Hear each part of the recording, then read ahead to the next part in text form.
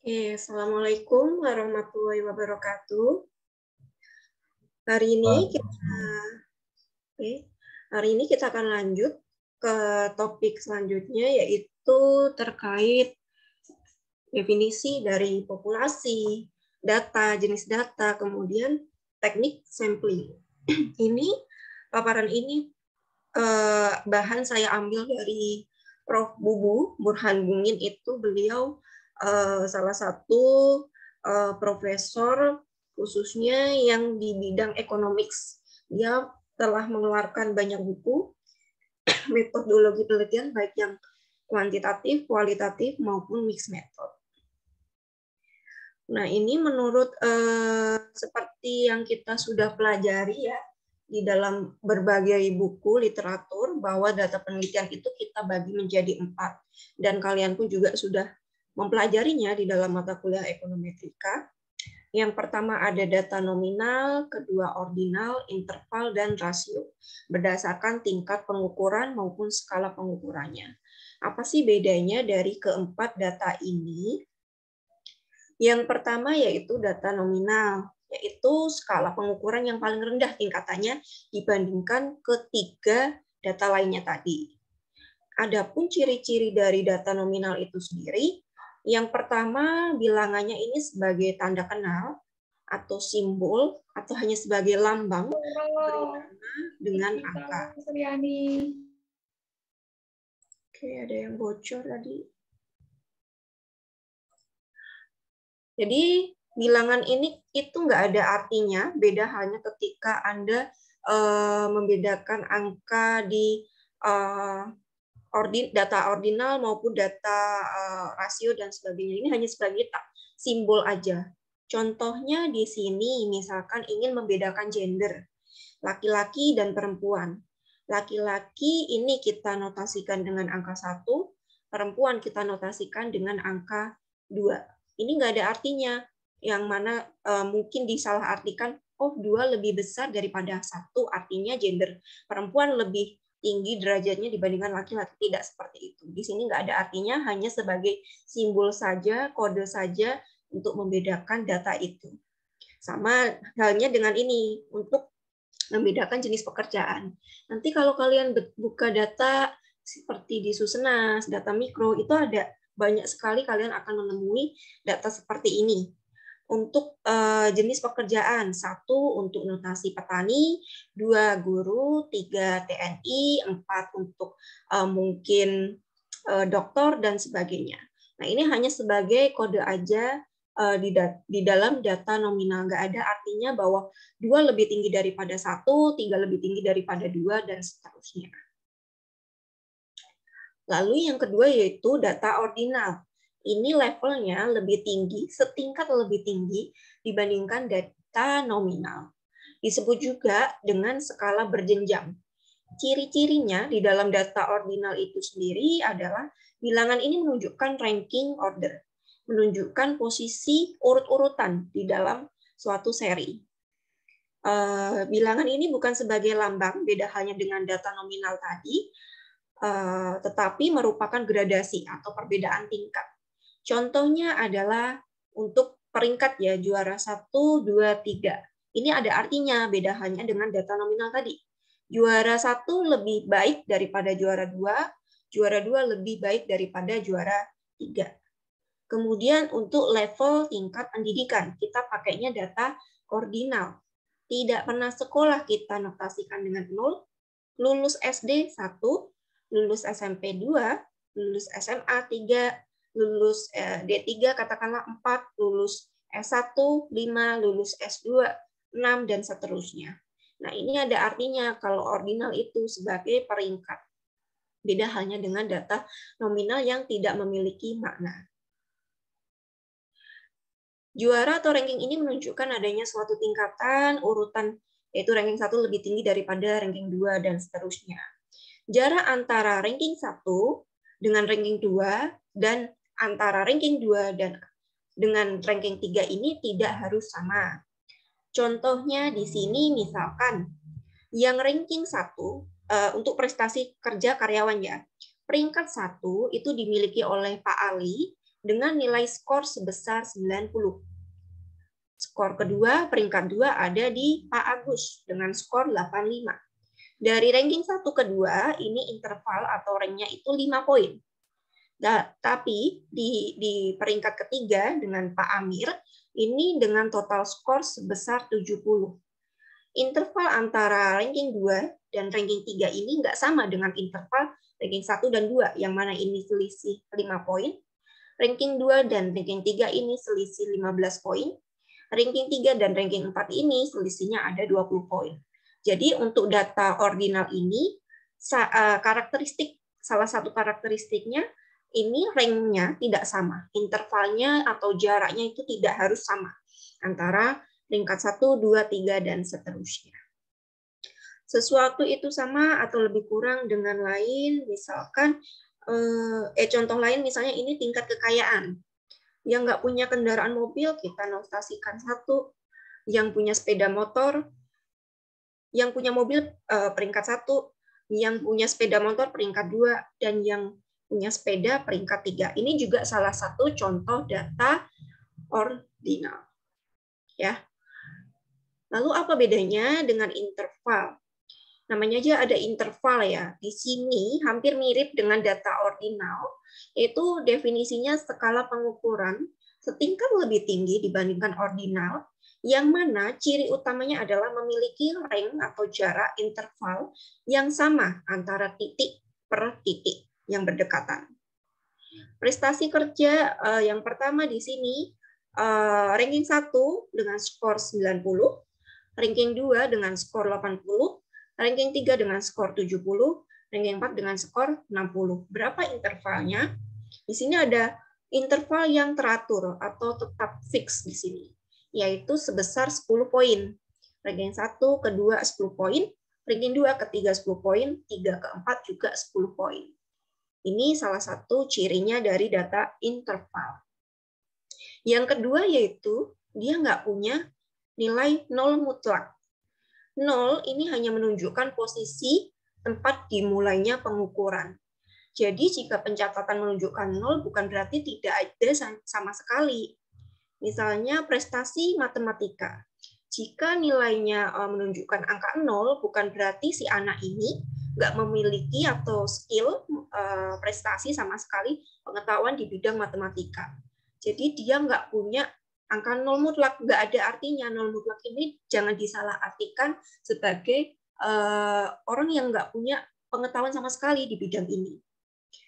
Nah, ini untuk membedakan 0 mutlak ini, untuk membedakan antara data interval dengan data rasio. Kenapa? Kalau di dalam data rasio ini, atau rasio ini merupakan tingkat pengukuran yang paling tinggi di antara ketiga lainnya tadi, nominal, ordinal, dan interval. Ini datanya yang paling tinggi.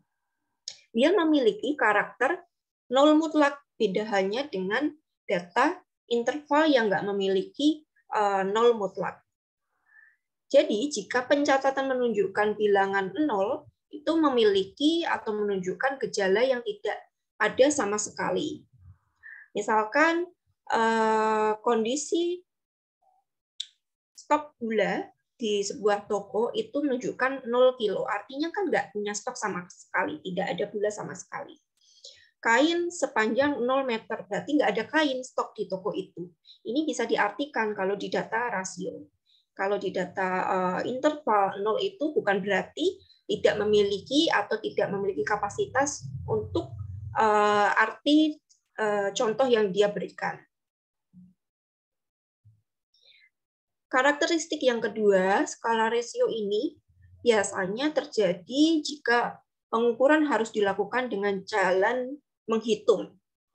Contohnya, jumlah penduduk di suatu daerah, angka perceraian dalam setahun, angka kriminalitas dalam setahun. Data rasio ini data yang bisa dihitung, bisa diukur.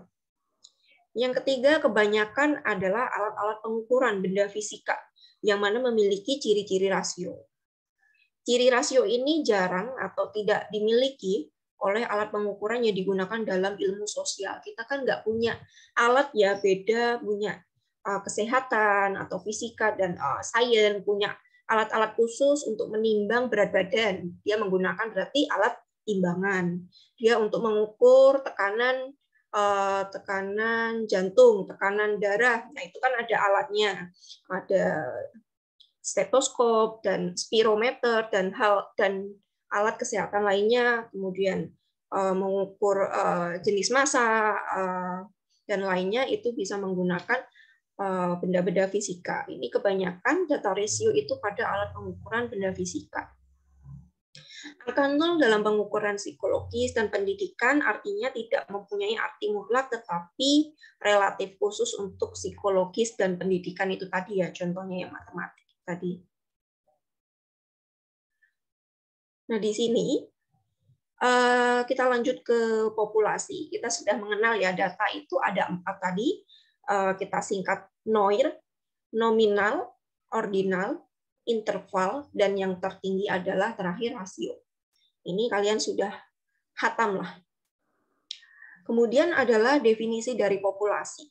Populasi itu sendiri adalah sebuah wilayah generalisasi yang terdiri atas objek ataupun subjek yang mempunyai kualitas dan karakteristik tertentu yang ditetapkan oleh peneliti untuk dipelajari. Kemudian ditarik kesimpulan. Populasi itu bukan hanya orang, tetapi juga objek atau benda-benda alam lainnya. Misalnya kedelai dalam suatu gudang, itu dia masuk dalam populasi di sini, contoh populasi. Populasi juga bukan sekedar jumlah yang ada pada objek atau subjek yang dipelajari, tetapi meliputi seluruh karakteristik sifat yang dimiliki subjek atau objek tersebut. Misalnya peneliti di sekolah A, maka sekolah A ini merupakan populasinya. Sekolah A mempunyai sejumlah orang atau subjek. Contohnya di dalam sekolah itu ada sekian jumlah guru dan sekian jumlah murid. Maka sekolah A ini merupakan populasi dalam arti jumlah atau kuantitas.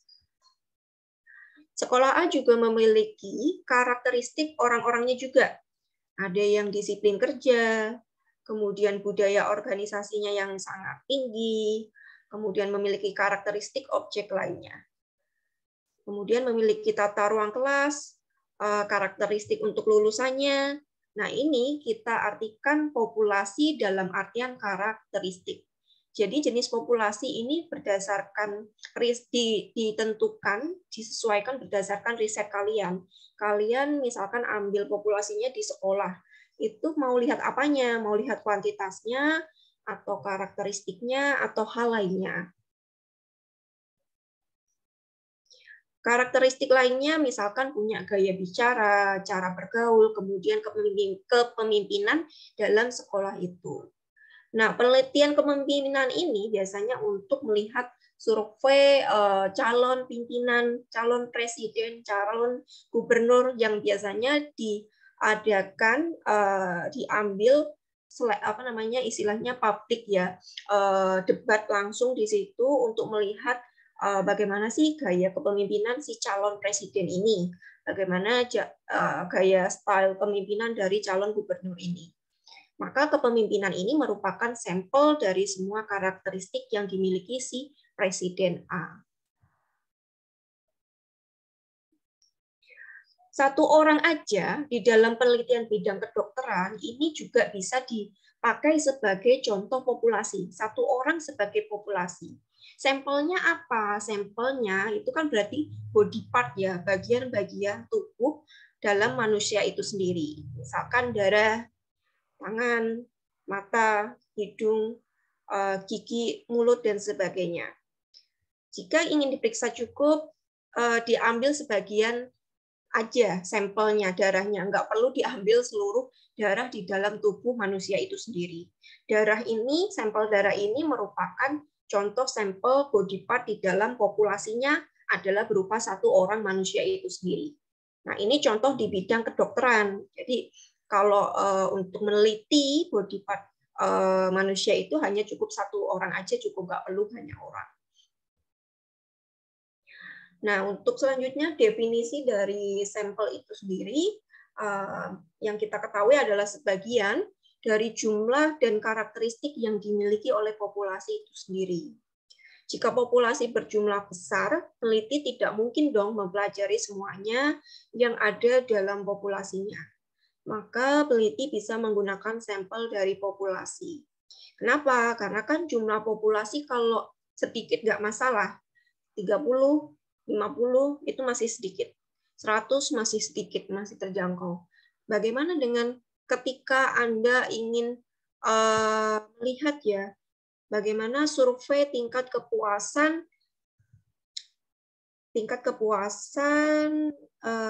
presiden selama 100 hari kepemimpinan. Itu kan dari total jumlah penduduk Indonesia sebanyak 260 juta lebih penduduk Indonesia, kita nggak mungkin dong ambil semuanya. Kalau ambil semuanya pasti butuh tenaga, effort, waktu, dan biaya yang cukup besar. Makanya kita ambil berupa sampel, hanya sebagian saja dari jumlah populasi tersebut. Sampel yang diambil itu harus representatif atau harus mewakili populasinya. Kalau kita mau ambil sampel penduduk Indonesia, ya yang diambil sampelnya berupa WNI. Jangan salah ambil WNA yang tinggal di Indonesia. Mereka kan nggak ikut ambil ikut dalam partisipasi pemungutan suara si presiden kemarin.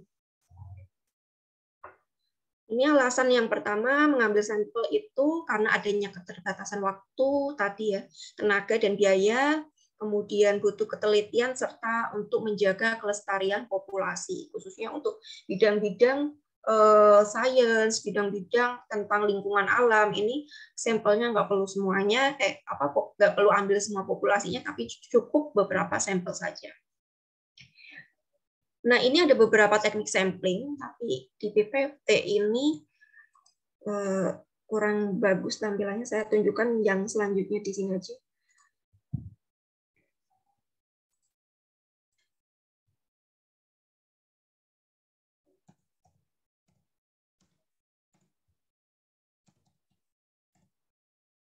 Ini ya, populasi juga memiliki karakteristik, dia bisa bersifat homogen, heterogen, bahkan ada yang nggak diketahui apakah populasi di dalam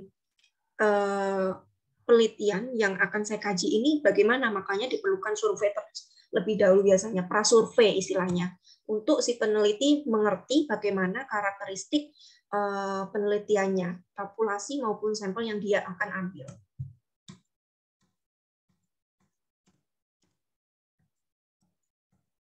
Tadi, mengapa ngambil sampel? Karena populasinya cukup besar, menghemat waktu, tenaga, dan biaya, dan ada asumsi bila populasi dan sampel ini memiliki keberaturan yang sama, sehingga cukup sampel saja.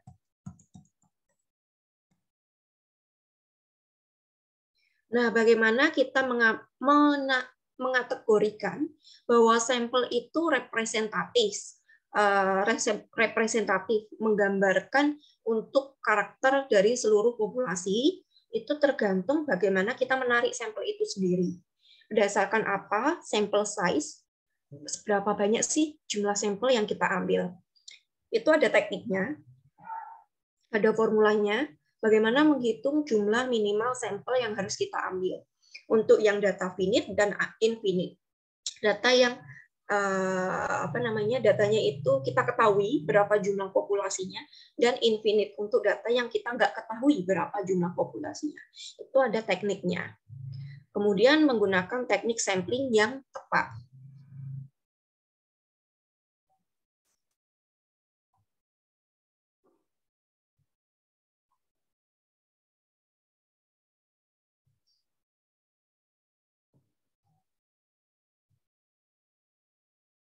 Sumber data itu bisa bersifat individu, bisa juga kelompok, bahkan yang lebih luas adalah ke tingkat level masyarakat. Sumbernya dari mana? Bisa berupa karakteristik itu bisa berupa data primer, sekunder, bahkan tersier. Primer biasanya kita melakukan survei langsung di lapangan, sehingga kita benar-benar baru menemukan data itu yang ada di lapangan. tidak ada di pencatatan data sebelumnya. Kalau sekunder, data itu sudah dirilis, dipublikasi di lembaga-lembaga yang memiliki wewenang untuk mempublish data secara valid dan dapat dipertanggungjawabkan. Misalkan kalau di Indonesia ada di BPS, kemudian Bank Indonesia, kemudian sumber lainnya yang memang sudah valid kredibilitasnya. Tingkat kesulitan ini disesuaikan dengan masalah dan skala data. Kemudian ini tadi ya, data ada 4, nominal, ordinal, rasio, dan interval. Untuk mencari sampling, kita lihat karakter populasi yang akan kita ambil. Jadi setelah kalian tahap menyusun literatur review, memperoleh sumber jurnal-jurnal yang kalian sudah cukupkan, kemudian membangun bagan atau desain penelitian kalian, membangun roadmap, kemudian dilanjut dengan menyusun hipotesis atau jawaban sementara berdasarkan teori sebelumnya, penelitian sebelumnya, kalian menentukan model, kira-kira modelnya seperti apa di dalam riset kalian, dan menentukan sampling. Nah, dalam menentukan sampling ini kalian harus bisa membayangkan bagaimana sih populasi kiranya yang akan saya ambil. Misalkan, apakah cocok dengan model random, ambil secara acak atau enggak, atau ditentuin berdasarkan pendekatan tertentu. Nah, kita sampling ini dibagi menjadi 2. Yang pertama ada probability, yang kedua ada non-probability. Ini yang sifatnya biasanya acak, yang ini biasanya ditentukan, non-probability. Nah, probability ini ada banyak sekali, turunannya ada simple random sampling, stratified random sampling, systematic random sampling, cluster sampling, multi-stage sampling, kemudian untuk non-probability ada purposive sampling, accidental atau convenience sampling, snowball, sampel jenuh, voluntary, response sampling, dan kuota sampling. Nah, bagaimana definisinya untuk masing-masing teknik sampling ini? Yang pertama ada probability sampling, yaitu pengambilan sampel, di mana setiap anggota populasinya memiliki peluang untuk dipilih. Ini terutama digunakan dalam penelitian kuantitatif. Jika Anda ingin menghasilkan hasil yang mewakili seluruh populasi, teknik pengambilan sampel probabilitas ini adalah pilihan yang paling valid. Nah, semua orang, semua sampel, misalkan dari populasi jumlahnya ada 100 orang ini memiliki peluang yang sama. 1:100. Karena setiap orang memiliki kesempatan yang sama untuk dapat terpilih menjadi sampel di dalam riset kalian. Beda halnya dengan satunya lagi, non-probability. Orang ini biasanya udah ditentuin siapa aja yang mau dijadiin sampel di dalam riset mereka. Seperti itu. Yang pertama, jenis dari probability sampling adalah simple random sampling, yaitu pengambilan sampel secara acak sederhana. Semua individu ini di dalam populasi memiliki kesempatan yang sama menjadi sampel. Nah, ini kan ada berapa? 1, 2, 3, 4, 5, 6, 7, 8, 9, 10, 11. Ada 15 orang di dalam populasi kelas misalnya. 15 orang ini memiliki kesempatan yang sama, 1:15. Memiliki peluang yang sama, dapat terpilih menjadi sampelnya. Bagaimana menentukan sampelnya? Pertama dengan melakukan undian, menggunakan bilangan kelipatan. Kemudian bisa dengan menggunakan secara acak pada bilangan random. Undian dengan roulette ya biasanya, acak ambil bola atau undian seperti kita arisan gitu ya, acak aja, bikin 15 kertas, ambil beberapa, misalkan di sini terpilih 5 sampel. Ditentukan ambil 5 kertas yang terpilih setelah diacak ya. Atau bilangan kelipatan, misalkan ambil bilangan kelipatan 3.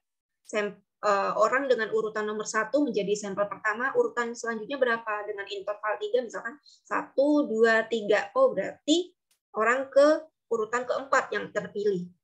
Lalu urutan 3 lagi, 1, 2, 3 di sini, orang selanjutnya yang terpilih. Atau dengan metode acak. Nah, ini contoh yang paling simple, yang paling gampang untuk menentukan sampel dengan cara simple random sampling. Yang kedua, yaitu dengan systematic random sampling, yaitu menggunakan interval dalam memilih sampel penelitian. Misalnya sebuah penelitian menggunakan 10 sampel dari 100 orang. Ini seperti yang ini dengan metode kelipatan. Ini yang metode kelipatan berarti naik ya dari kelipatan misalkan 2 ke 3, kemudian kelipatan ganjil selanjutnya misalkan ke 5, ya seperti itu. Kalau untuk yang interval dengan kelipatan yang sama menggunakan random systematic random sampling. Kita ambil 10 sampel dari jumlah 100 orang. Maka kita tentuin kelompok intervalnya 10. Nah, berarti di sini orang dengan urutan nomor ke-10 dan selanjutnya itu berarti masuk di dalam sampelnya. Ini kan intervalnya sama, interval jarak antara sampel 1 dengan sampelnya adalah ada berjarak 2 orang ya.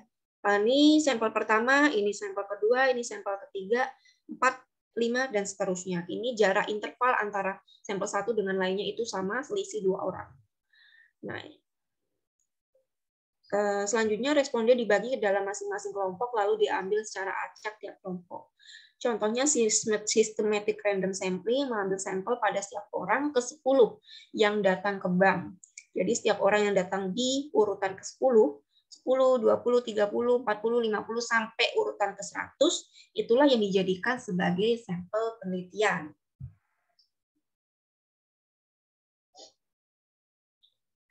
Lalu yang ketiga adalah stratified random sampling.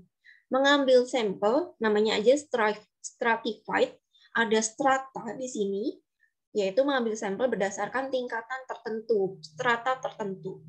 Ini biasanya peneliti ini berdasarkan riset-riset di kelas bidang sosial ekonomi. Ada kelas atas, menengah, bawah. Sampel ini untuk khusus stratified random sampling itu biasanya untuk riset-riset di bidang sosial ekonomi. Misalnya di sini kelas untuk kelas atas jumlahnya yang dikit, kita ambil sampelnya 2. Kemudian ini kelas menengah, bawah kita ambil 3 sampel. Karena jumlahnya lebih besar biasanya ya, orang yang jumlah penduduk dengan kategori menengah bawah itu biasanya jumlahnya lebih besar daripada jumlah penduduk dengan pendapatan atas tinggi, maka kita ambil sampelnya lebih banyak di menengah bawah, misalkan seperti itu.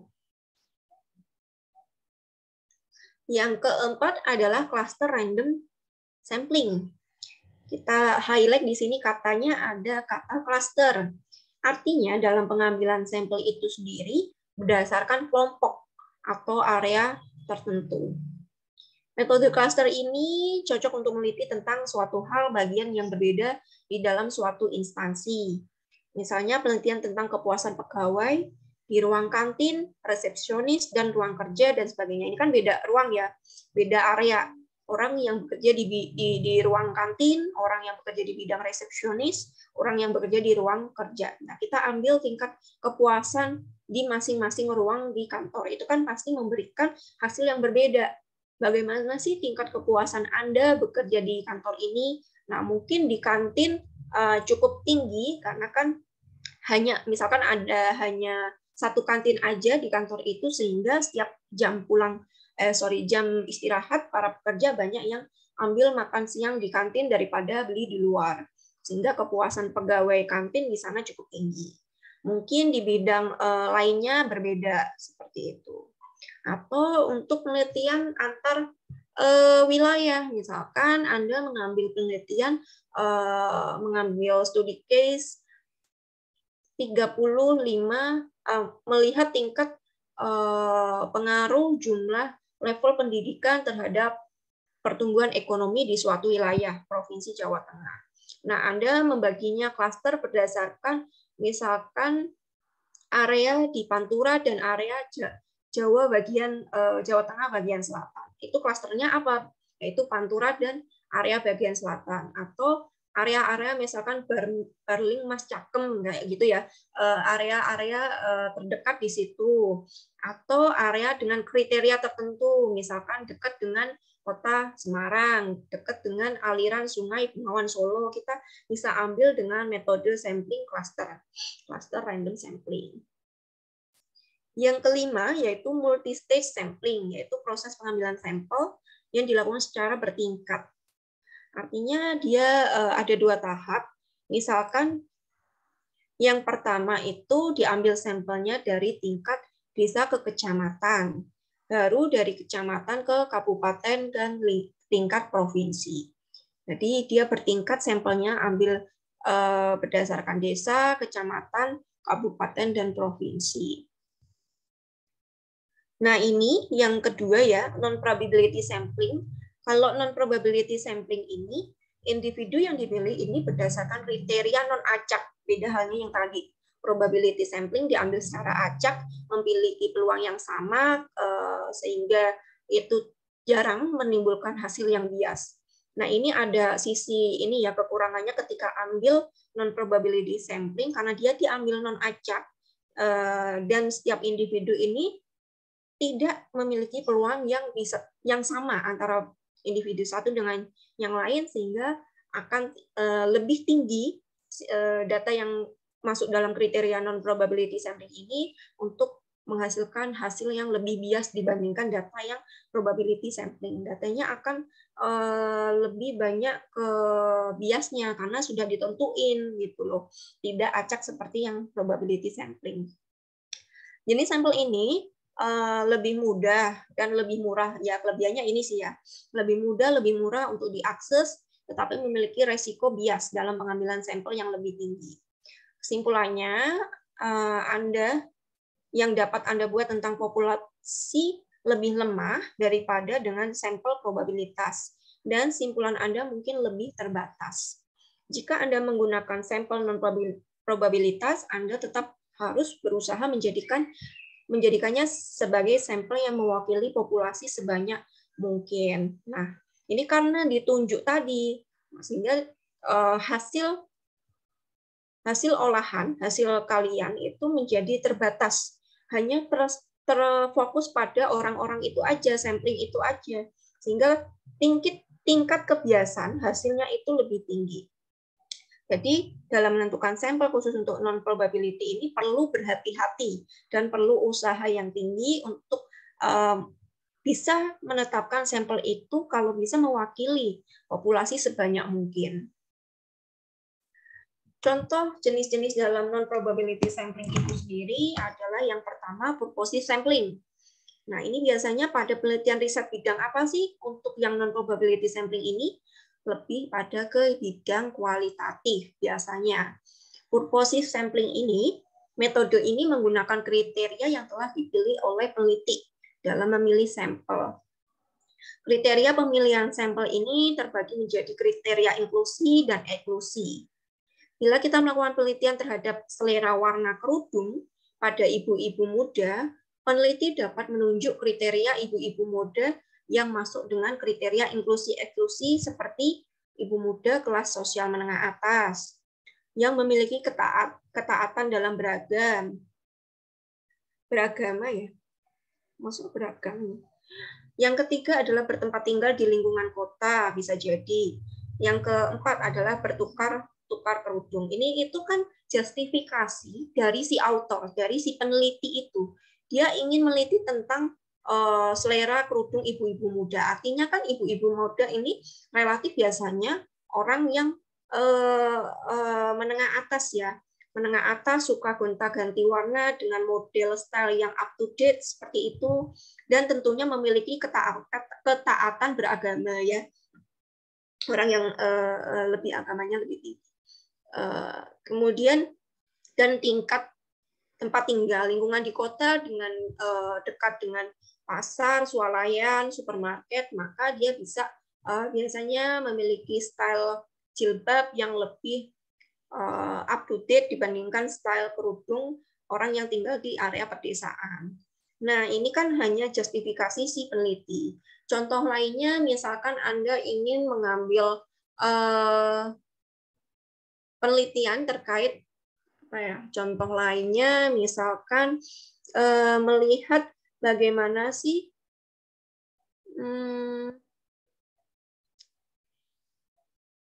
apa ya, style yang saat ini itu loh, yang lagi hit tren itu orang-orang yang bekerja di gedung SCBD Jakarta. Itu kan yang lagi hits di media sosial. Berarti kriterianya itu kan yang viral itu ya, orang memakai tas berbranded, sepatu berbranded, dari from head to toe ya, dari atas sampai kaki itu bermerek semua. Kriterianya apa? Kriteria untuk menjadi sampling artinya orang yang bekerja di area SCBD, gedung SCBD. Orang yang dengan kriteria usia mungkin karena orang yang memakai stylish seperti itu usia kisaran 25 sampai katakanlah 50 seperti itu. Kemudian ambil sampelnya ini lebih condong ke biasanya lebih banyak ke perempuan, maka diambil sampel perempuan yang lebih banyak.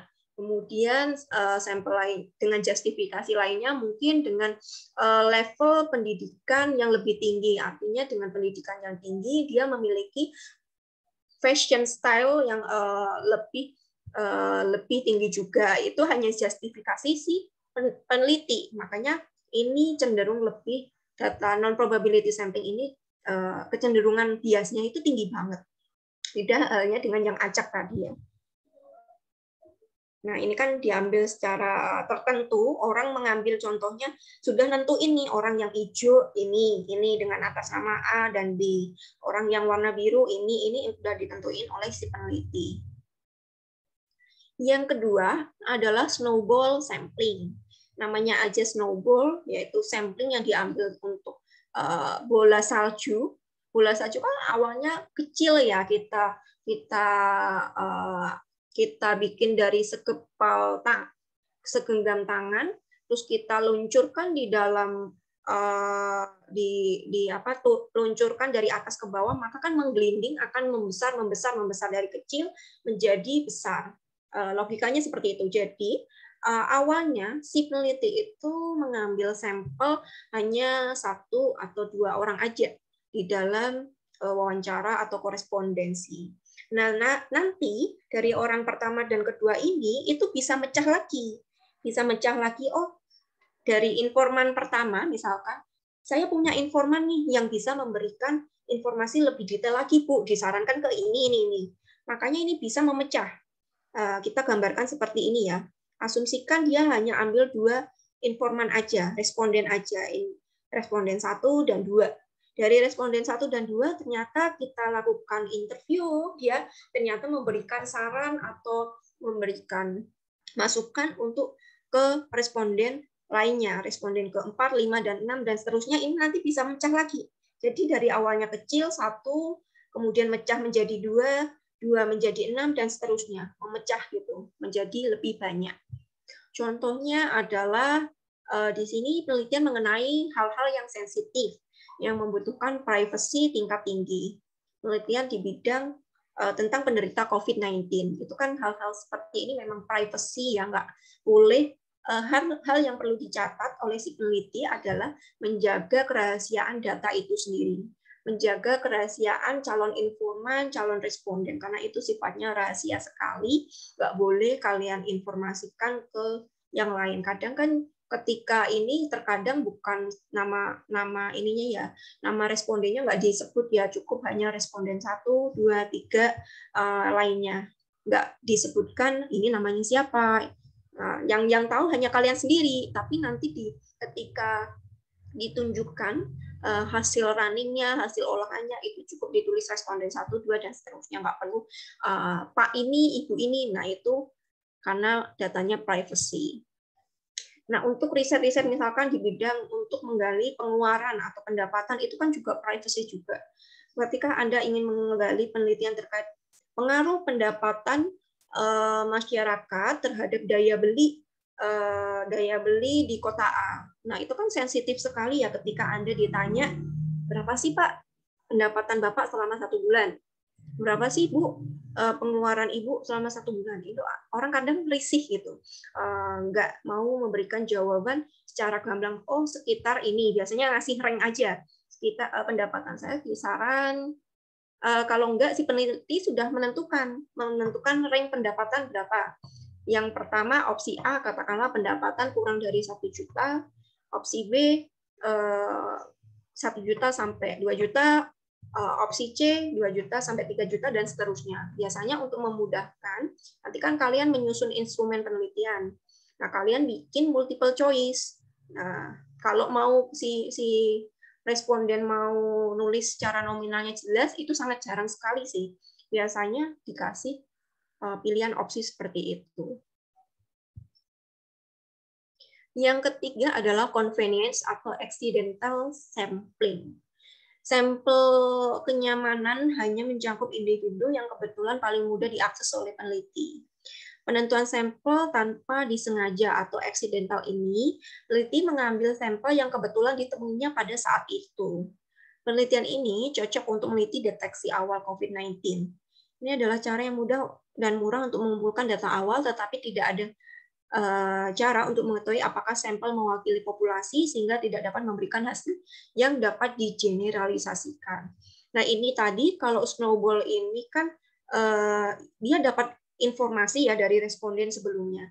Tapi kalau ini dia nggak sengaja misalkan apa namanya, biasanya ada tes rapid yang dilakukan di mal-mal dulu ya di awal-awal oleh pengunjung yang nekat mau berkunjung ke mall. Itu kan kita nggak tahu dalam sehari itu berapa sih jumlah populasi, berapa sih jumlah pengunjung yang akan hadir di situ. Nah, ini bisa jadi dia memprediksi hanya menyediakan 10 alat rapid, 100 alat rapid, atau bisa jadi lebih dari itu atau bahkan bisa kurang. Nah, ini nggak sengaja aja biasanya.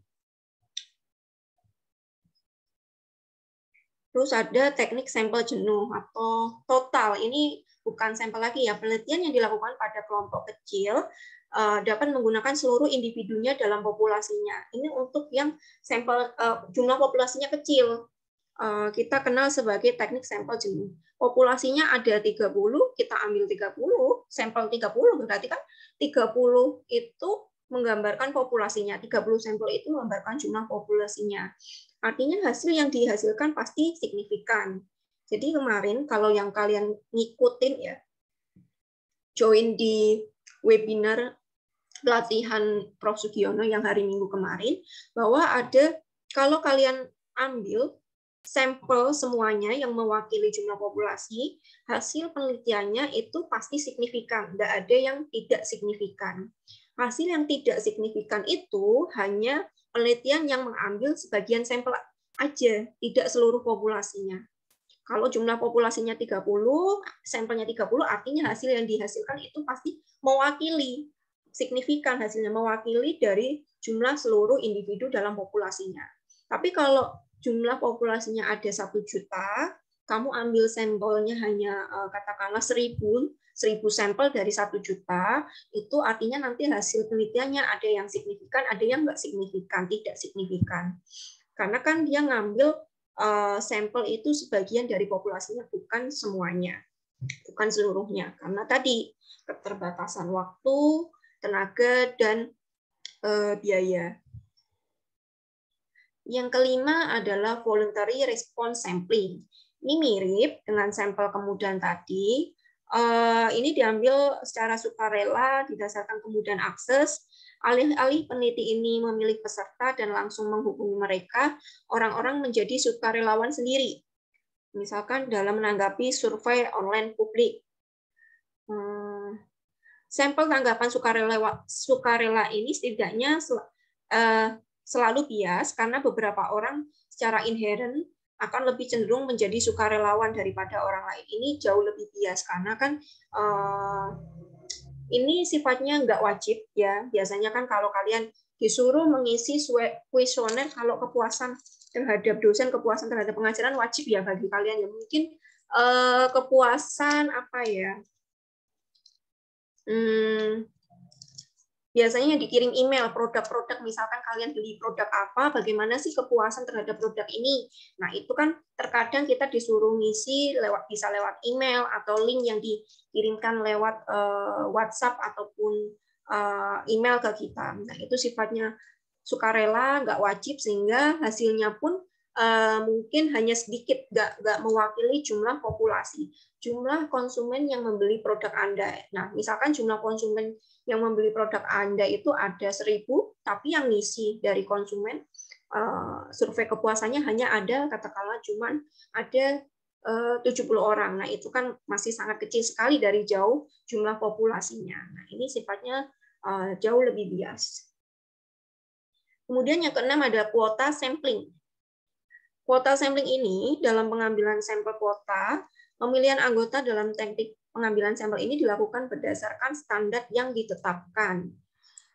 Karena sampel ini dibentuk berdasarkan atribut tertentu, sampel yang dibuat akan memiliki kualitas yang sama dengan yang ditemukan dalam jumlah populasi. Bentar, ini ada contohnya nggak sih? Ini contohnya gini, kalau kuota sampling, misalkan Anda menarget jumlah sampel Anda minimal 100. Kalau jumlah sampel Anda belum sampai mencapai target minimal tadi 100, kuota minimal 100, maka Anda belum bisa berhenti untuk mencari sampel tersebut. Anda terus melakukan riset, terus mencari responden lain sampai mencapai batas kuota, yaitu batas minimalnya. Nah, ini untuk kuota sampling.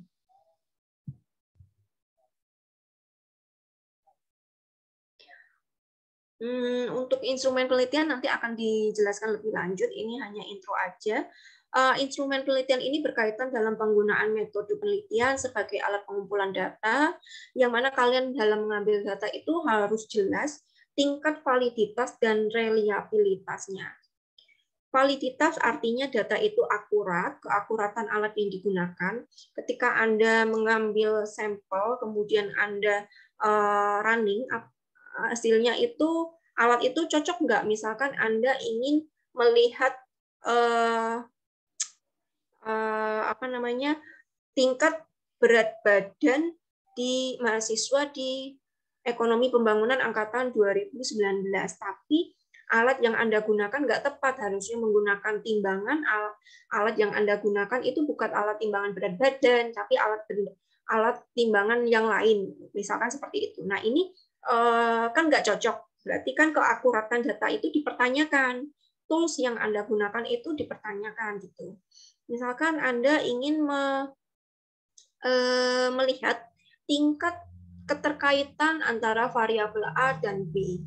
Hanya melihat trennya aja tanpa melihat pengaruh, tapi Anda sudah menggunakan regresi, itu kan kurang tepat di sini. Anda cukup menggunakan korelasi aja sudah cukup di situ. Dan reliabilitas atau kesesuaian alat terhadap objek yang diukur, kesesuaian dengan masalah penelitian, kesesuaian dengan alat analisis, dan skala penelitian. Reliabilitas ini lebih ke konsistensi ya, konsistensi. Ketika Anda misalkan dengan model regresi model A, Anda gunakan dengan misalkan jumlah sampel di kelas EPA, apakah sama nggak dengan hasilnya dengan sampel di EPB? Itu hasilnya harus konsisten. Kalau konsisten, modelnya, modeling yang Anda gunakan itu berarti sudah tepat. Dan perlu ada uji instrumen juga, uji coba. Bagaimana dalam metode pengumpulan data, ini bisa beragam, ada melalui observasi langsung, interview, wawancara, bisa menggunakan kuesioner juga, dokumentasi, kemudian FGD. FGD tadi kan berarti mengundang orang-orang tertentu. Ini lebih ke biasanya purposive sampling tadi. Orang-orang yang ahli di bidang itu, dia udah nentuin. Kemudian dalam menganalisis ini. Instrumen di dalam penelitian ini instrumen penelitian itu ada beberapa. Yang pertama dengan angket, kedua dengan wawancara, tiga ada observasi, dokumentasi, dan FGD. Ini setelah Anda menentukan tujuan penelitian kalian. Nah, kalian menentukan instrumen penelitian kalian ini cocoknya dengan apa? Apakah hanya cukup dengan angket saja sudah cukup? Atau perlu adanya wawancara, in-depth interview ya, wawancara mendalam, atau dengan cukup observasi, dokumentasi, atau hingga FGD. Nah, itu perlu adanya instrumen yang tepat ketika Anda menentukan tujuan riset Anda. Nah, ketika Anda ingin melihat dampak sosial ekonomi pembangunan talut di bantaran sungai A kayak gitu ya, berarti di sini kan instrumen yang perlu kalian lakukan adalah melakukan wawancara langsung di sana ya, di lapangan melalui penelitian primer. Nah, akan kurang tepat ketika Anda menggunakan instrumen misalkan dengan menggunakan data sekunder ya, cukup dengan angket saja atau apa, itu agak sedikit kurang tepat. Makanya di sini perlu berhati-hati sekali dalam menentukan instrumen penelitian Anda. Oke, mungkin demikian untuk hari ini topiknya ya. Nanti untuk detail instrumen penelitian selanjutnya akan saya jelaskan di pertemuan selanjutnya.